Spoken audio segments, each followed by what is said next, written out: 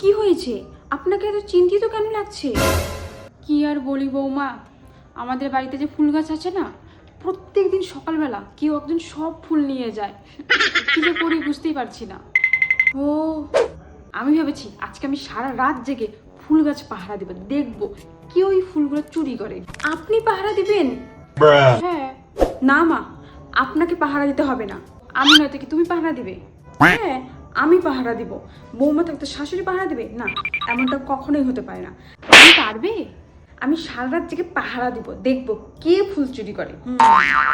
আচ্ছা ঠিক আছে, তাহলে তুমি পাহারা দিও। মা, আপনি উঠে পড়েছেন? আজকে তো তাহলে কোনো ফুল চুরি যায় নাই। হ্যাঁ, আজকে তো চুরি হয়ে গেছে ফুল। তাহলে তুমি সারা রাত জেগে জেগে কি করছিলে? তাদের দেখে কিছু বলো নাই? না, আপনি তো বলেননি কিছু বলতে, শুধু বলেছেন দেখতে, তাই আমি দেখেছি।